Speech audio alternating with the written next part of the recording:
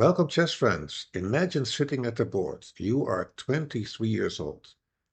You are one of the brightest talents in America.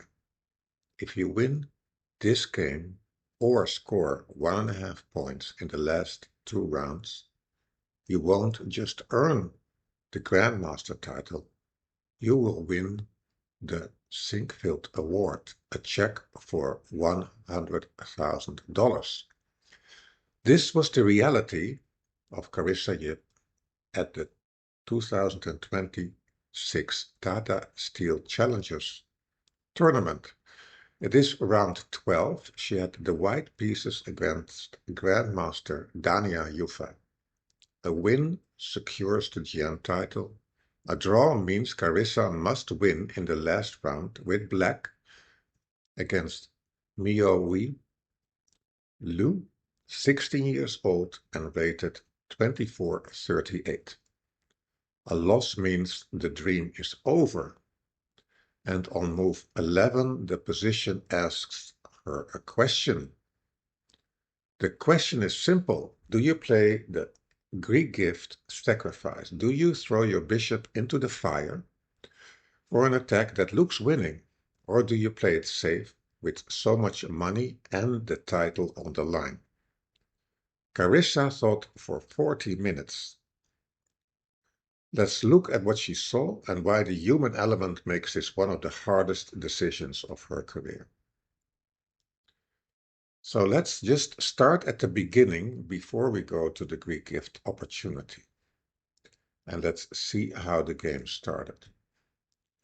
So Carissa plays e4, and Danya Yuffa surprised her with e6. Normally, he plays either Sicilian or the Caracal. So this was the first surprise. Then Carissa, in most of her games, plays the Tarrasch variation with knight d2, but she surprises her opponent back with the move knight c3. We enter the Steinitz variation, and we are following theory. Carissa plays the aggressive queen g4, black castles, bishop d3, still theory, knight f3, and now black plays the unusual c takes d4. And we have arrived at the critical position. And let's also think about, you could say, the game theory, right? So a win is the Grandmaster title. A draw means that she has to win in the last round. So typically, when you look at players in the 2400 to 2600 range, the drawing is about 50% of the games. In the case of Carissa, that is around 25%. And of course, Carissa is an extraordinary talent. So she started the 2024 Women's Championships in the US with 8 out of 8. And in the 2024 Chess Olympiad, she won the gold medal with 10 out of 11. So she has a much lower drawing rate. So the question is here, do you go all in and play bishop takes h7? Or do you say, I'm going to play it safe and play knight takes d4 or knight c3 to e2? And Carissa, her style is that she's a ferocious attacker. I included 2 of her French games in my course, the supercharged Milner Berry. So it would be in her style to play bishop takes h7. And also that's of course the reason why she has a drawing rate which is 50% of the typical drawing rate of a player of her strength.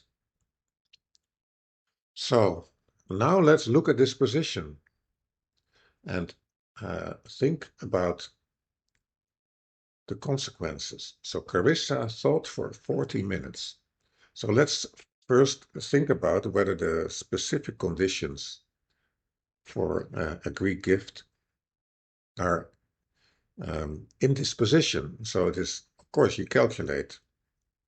Bishop takes h7, king takes h7, queen h5, king g8, knight g5, and then you wonder, can black stop the mate? So that's the first question you have to answer yourself, and I think it's a very interesting position to visualize and ask yourself, how would you answer this question? Because, of course, Carissa could not play out the variations or consult an engine. She had to decide this just by looking at this position.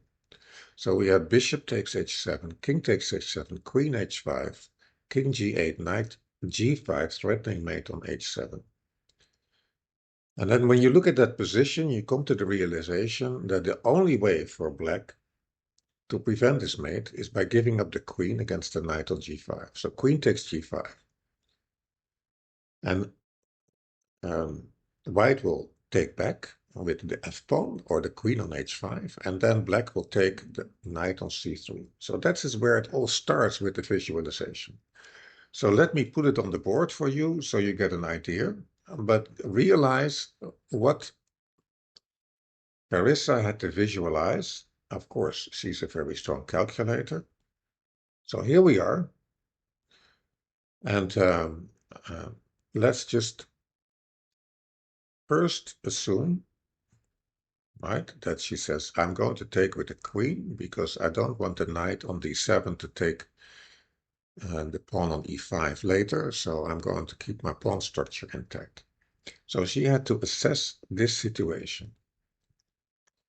And then assess who is better in this position, because it looks like, of course, okay, black had to give up their queen for a knight, so that must be very good, but in the meantime, it is 3 minus, 2 knights and a bishop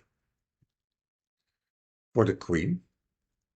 White has a half-open h-file. We have an unsafe black king, and of course, when you look at this position, you think, is there some kind of rook lift possible with rook to the third rank, rook to h3, and then creating a mating attack? And what are the typical plans for black, of course, in the French? It's a pawn break with f6, right? That would be typical for black. So that is what black has in this position. And black is behind in development, but long term has many good squares for the minus, right? So if you look to c4 and e4, so knight c5, knight e4, or knight, there are many good squares for the minor pieces. And so white has like a temporary advantage and has to act with urgency. And we can go further into engine lines, but this is, you could say, the basis upon which Carissa had to decide, am I going to sacrifice my bishop on h7, yes or no? And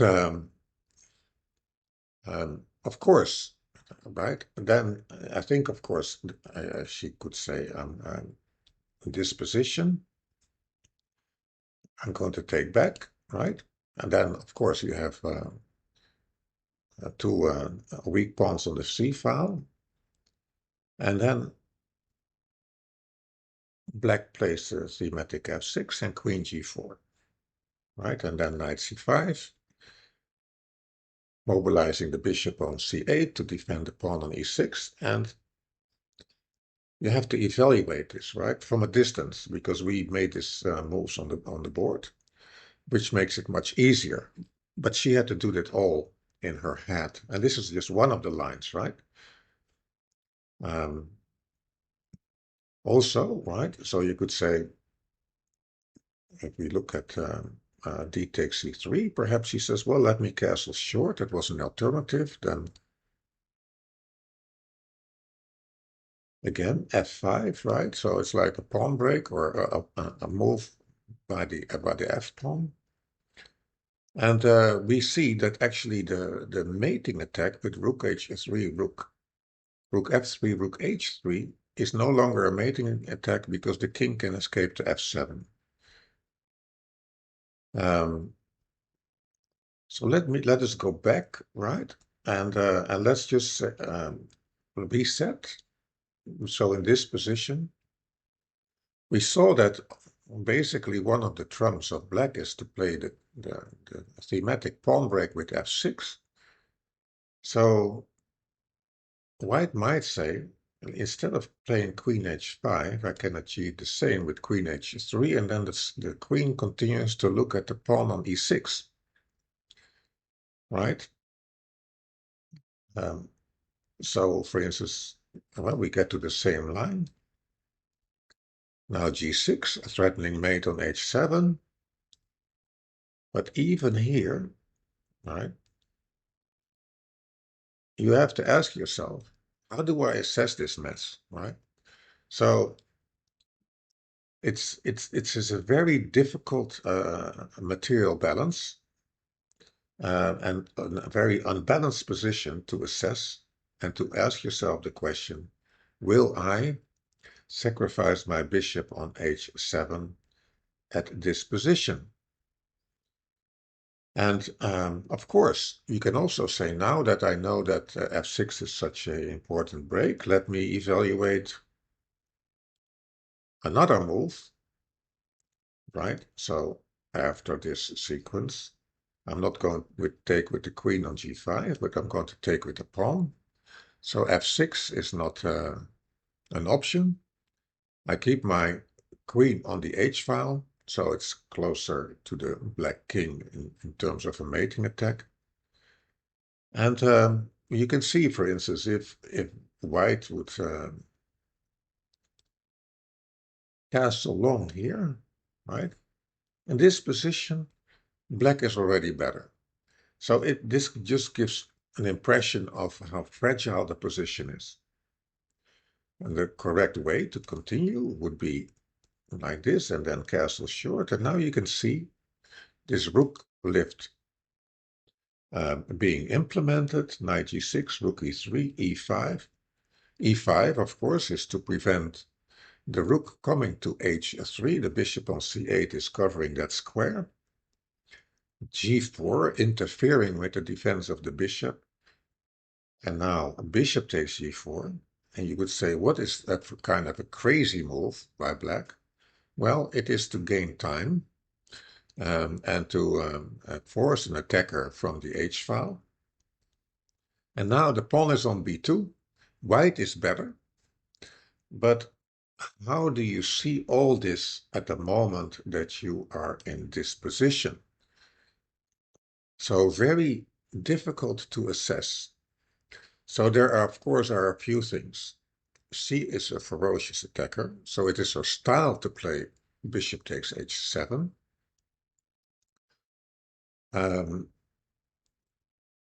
That's the first thing. Then the game theory. I was trying to explain it. Typically, of course, when players in the range of 2450 to 2600 play, the drawing rate is 50%. For Carissa, that's about 25%. So for her, if she wins this game, right, then she has the Grandmaster title and $100,000. If she draws this game, then she has to win in the last round with black against the 16-year-old talented player from China with approximately the same rating. And if she loses, it's all gone. And if you do your calculations, right, if you would say, if I play bishop takes h7 and, right, if I believe that I can, let's say, increase my chance of winning the game and just closing it out and obtaining the GM title, if you would say that your chance of winning, let's say, doubles from let's say 20 to 40%, then you should go for this from a game theory perspective. But if you believe, of course, that the Grandmaster, who is rated 150 points, 140 points above you, is better in finding his way in this position, and basically your winning chances are not there, then you should, of course, play a safer move. So that is the real question. Carissa spent 40 minutes here, right? 40 minutes of calculation, doubt. And so in the end, what did she decide? What did she decide? She decided to take with the knight on d4. So this was her move after 40 minutes. And how did it continue? So white is slightly better after this move. So we saw in the strongest continuations after bishop takes h7, right, with his castle short, and then rook e1, rook e3, that white was better. Now white is slightly better, so it was not a bad move, but it doesn't fit with the style of Carissa, and we are going to see that. So both are outside their comfort zone. Danya Yuffa is not playing his Caro-Kann or Sicilian, and Carissa is not playing the Tarrasch or the advanced variation, but she's in the Steinitz variation, and she's facing a closed structure, which is not her strength. And let's see how it continues, right? So knight c5, castle 1, knight c6, and now we get the pawn break. And now the question is, do you take on f6, yes or no? And this is hard to assess, right? So I would have myself great difficulty with assessing whether I had to take on f6, yes or no. And you can see here that the best move would have been to continue like this, and then slowly to continue to develop. Carissa took, and then slowly but certainly black has a typical French structure. The tension is gone, and black went on to win the game, and the dream and the opportunity was gone. So you see how quickly the evaluation has changed. Black gets the typical French structure. Momentum is gone, and Yuffa played very strong going forward. And in the last round, Carissa won. She still had an extremely good performance in the Tata Steel tournament, and I think ultimately she will gain this Grandmaster title. But I thought from let's say a psychological game theory moment, this was a very interesting game to watch. I mean, it's also an exciting sacrifice. Let's go back one more time and have a look. So here we are. The question is, do you play bishop takes h7, yes or no, with $100,000 and the Grandmaster title on the line? And we saw that actually the strongest continuation would have been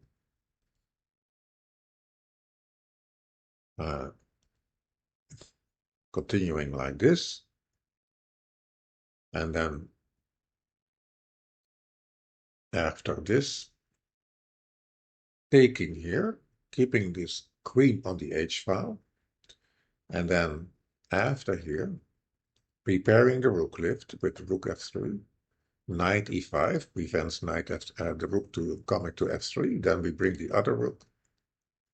And then you can see that in this crazy line, right? I mean, it's also, black also has to calculate what is going on here, that in this position, white is clearly better.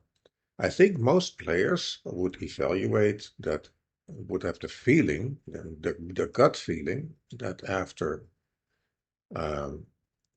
queen takes g5, white is better. But of course, I think also a lot of white players would say this is complete chaos, and it's very easy to lose control. So this game is like a brutal reminder of the psychology of chess. When you're playing for a title or prize, your brain craves control and safety. But in modern chess, safety is often an illusion. The safest path for Carissa was to stick with her style and to sacrifice the bishop and to go for glory. And that is my assessment. But like I said, for me, Carissa is a role model, and I'm sure that she will gain the Grandmaster title, and she will also gain the award at a later date. Thank you for watching. I hope you enjoyed it. Please subscribe, and I hope to see you again. Thank you.